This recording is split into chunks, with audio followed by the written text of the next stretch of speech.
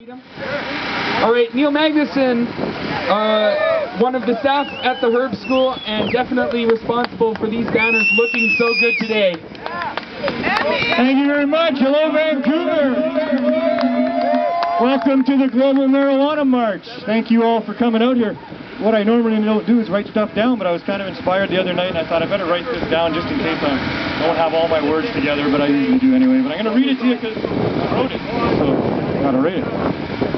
You know, you've already heard about cannabis and all the good things, or some of the good things about it, that it can be used for everything that's not glass and steel. It's a way better fuel source than corn, 10 times more efficient than corn, way better than fossil fuel.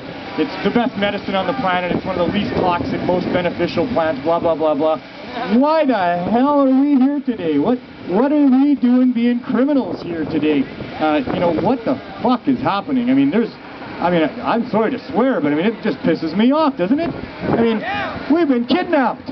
You know, we've been fucking kidnapped here. People need to understand this. Everybody out there, all of us, we've been kidnapped. We've been lied to for decades. And who's kidnapped us? Those people that are financially elite.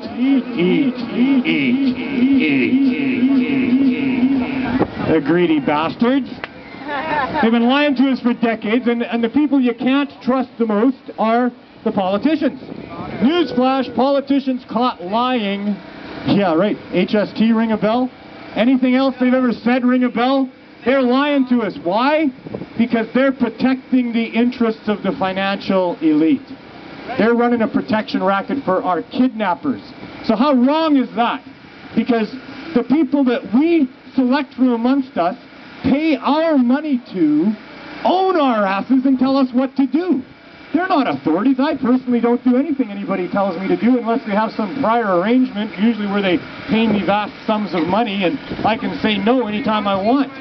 But I seem to have been born into a place where we don't have a choice. You get out of your parents' place and all of a sudden you're in somebody else's kindergarten and they're going to tell you what to do and what not to do, even though you're not going to hurt nobody. And that's bullshit. Because we are not criminals.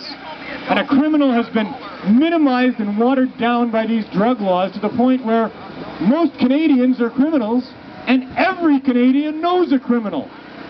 You got criminals in your family, your workplace, good friends of yours.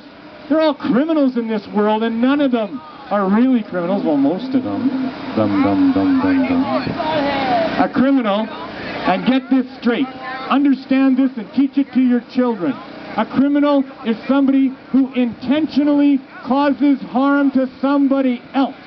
And that's all. You get to hurt yourself. You get to waste and lose your own money. You get to damage your own property. You get to take all the risks you want with your own life. And you're not a criminal. Unless you cross the line and interfere with somebody else. So these drug laws are just patently wrong right from the start. Because having possession of some plant that you thought you were going to feel better with is not a crime. There's no criminal intent, there's no victim, there's no damage. It is not a crime.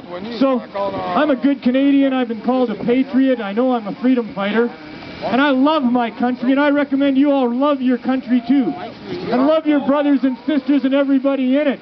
But don't trust your government. Fear your government. The drug laws are not here to protect us.